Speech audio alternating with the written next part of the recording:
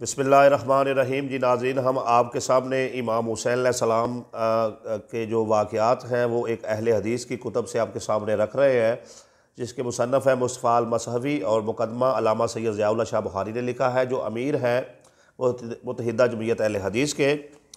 تو اس کے صفحہ نمبر 180 پر جو ہے وہ لکھا ہے کہ قاتلین حسین علیہ السلام پر جو ہے وہ قہر خداوندی کی زد میں، تو اس پر لکھا ہے کہ قاتلین امام حسین علیہ السلام پر جو ہے مختار ثقفی ان پر مسلط ہو گئے اور ان کو جو ہے وہ چن چن کے مارنا شروع کر دیا۔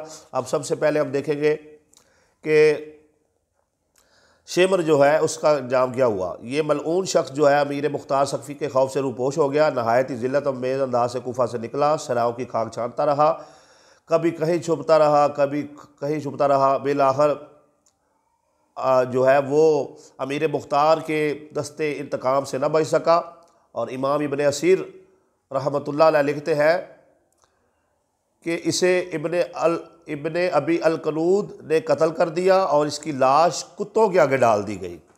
یہ سامنے رکھیں کہ جو امام حسین علیہ السلام کا قاتل تھا یزید ملعون، اس کو جو ہے قتل کرنے کے بعد اس کی لاش جو ہے وہ کتوں کے آگے ڈال دی گئی۔ اس کے آگے چلے کہ وادی عین کے قاتلین حسین کا انجام کیا ہوا۔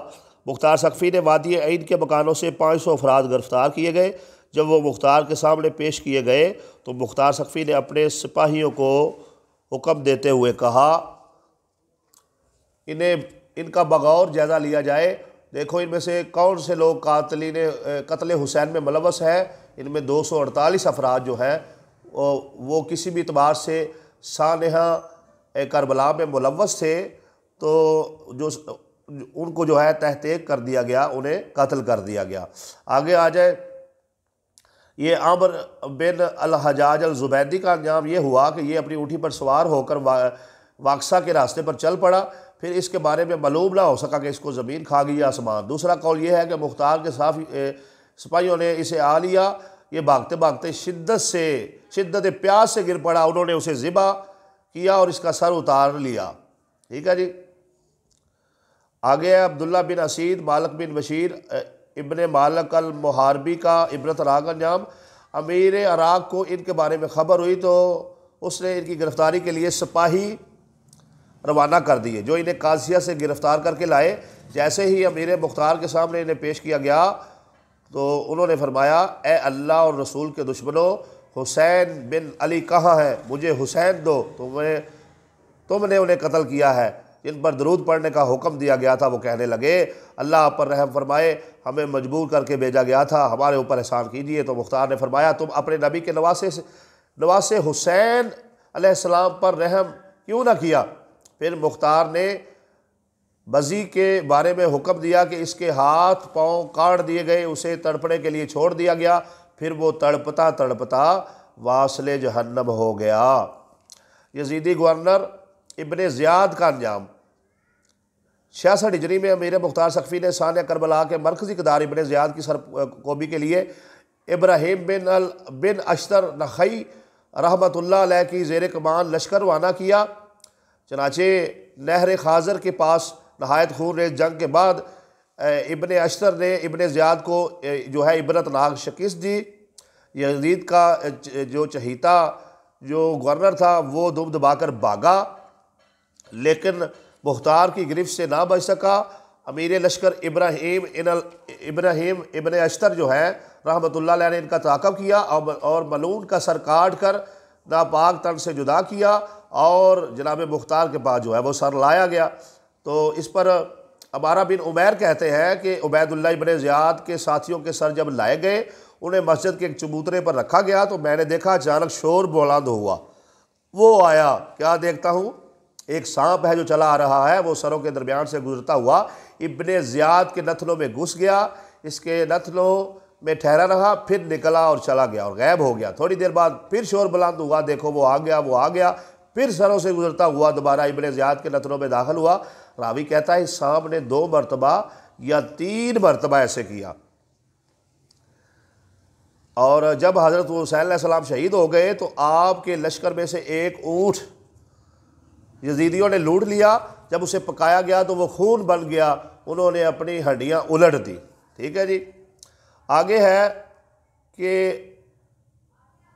ابو رجاء العطاردی رحمۃ اللہ علیہ فرماتے ہیں کہ حضرت علی علیہ السلام اور ان کے اہل بیت کی میں سے کسی کی توہین و بے ادبی نہ کرنا۔ ہمارا ایک پڑوسی تھا، ایک دن کہنے لگا اللہ نے الیاذ باللہ فاسق حسین بن علی کے ساتھ کیا سلوک کیا۔ اس کا یہ کہنا تھا کہ اللہ نے اس کی آنکھوں پر 2 تارے پھینکے، جس کے نتیجے میں اس کی آنکھیں برباد ہو گئی، آنکھوں کا نام و نشان نہ رہا۔ دشمن امام حسین علیہ السلام جو ہے وہ اندھا ہو گیا۔ آگے لکھا ہے امام الصدی رحمۃ اللہ علیہ فرماتے ہیں کہ یہ صفحہ نمبر 186 کی عبارت ہے، میں کربلا کی طرف آیا، ہم ایک بزرگ کے پاس ٹھہرے، اس نے ہمارے لیے شام کا کھانا تیار کیا، بات حسین علیہ السلام کے قتل کی شروع ہو گئی۔ ہم نے کہا جو شخص بھی حسین علیہ السلام کے قتل میں شریک ہوا وہ بڑی بدترین موت مرے گا۔ کہنے لگا راکیو تم کتنے جھوٹے ہو، میں ان کے قتل میں باقاعدہ شریک تھا، مجھے تو کچھ نہیں ہوا۔ تھوڑی دیر بعد وہ چراغ کے قریب ہوا، چراغ جل رہا تھا، چراغ بدم ہونے لگا تو اس نے اپنی انگلی سے چراغ کی بتی کو اونچا کرنے کی کوشش کی، دیکھتے ہی دیکھتے اس کی انگلی کو آگ لگ گئی، جسے اس نے اپنی تھوک سے بجھانا چاہا تو اس کی داڑھی کو آگ لگ گئی۔ اس نے بھاگ کر پانی میں چھلانگ لگائی، یہاں تک کہ وہ جل کر کوئلہ ہو چکا تھا۔ یہ دیکھیں امام حسین علیہ السلام کے دشمن جو ہے وہ پاگل ہو رہا ہے، کوئی پیاس سے مر رہا ہے، کسی کو جو ہے قتل کر کے کتوں کے آگے ڈالا جا رہا ہے، کسی کو جو ہے آگ جلا رہی ہے، تو یہ سارے جو ہیں عبرتناک موت جو ہے مر رہے ہیں۔ تو بعض ناس بھی جب مسئلہ یزید بیان کرتے ہیں تو جھوٹ فریب پر مبنی لیکچر جھاڑتے ہیں، تو سادہ لوگ مسلمانوں کی داڑھیوں اور سر پر رکھے ہوئے لال رومال کو دیکھ کر کہنا سمجھتا ہے کہ یہ باشرہ لوگ ہیں، ان کے چہرے پر سنت رسول مزین ہے، ان کے دلوں میں نواسہ رسول کا بغض نہیں ہو سکتا۔ ان سادہ لوگ مسلمانوں کو یاد رکھنا چاہیے کہ اس بزرگ نے بھی داڑھی رکھی ہوئی تھی، بظاہر دین داڑھی کا لبادہ اوڑھ رکھا تھا۔ یاد رہے داڑھی سنت رسول ہے، باعث اجر و ثواب ہے، نبی کریم صلی اللہ علیہ وسلم نے اس کی تاکید فرمائی ہے، لیکن بعض برے لوگ سادہ لوگ مسلمانوں کو متاثر کرنے کے لیے اپنے مذموم مقاصد کو پورا کرنے کے لیے بھی داڑھی رکھ لیتے ہیں۔ ٹھیک ہے جی۔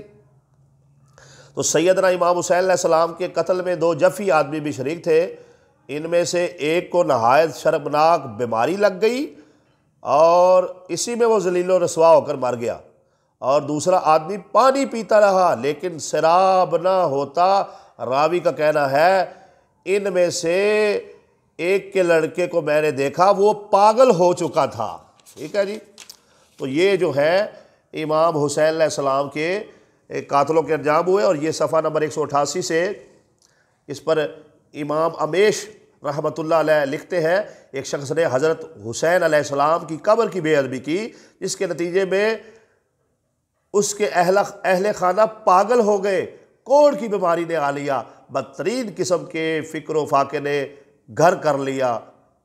قاتلین حسین علیہ السلام کا انجام علامہ ابن کثیر رحمۃ اللہ علیہ کے قلم سے وہ فرماتے ہیں قاتلین حسین علیہ السلام میں بہت ہی کم ہوں گے جو آفات و مصائب سے بچ پائے، وہ مختلف امراض میں مبتلا ہوئے بغیر دنیا سے نہ اٹھے، ان میں سے اکثر پاگل ہو گئے، ان میں سے اکثر جو ہے وہ پاگل ہو گئے۔ تو یہ ناظرین آپ کے سامنے جو ہے اہل حدیث کی کتاب سے امام حسین علیہ السلام کے قاتلوں کا انجام جو ہے وہ آپ کے سامنے رکھا گیا۔ تو آپ کو میری ویڈیو کیسے لگی کمنٹ میں اپنی رائے کا اظہار ضرور کیجئے گا، اور مزید اسلامک ویڈیو دیکھنے کے لیے میرا channel Munir T V subscribe کر دیں۔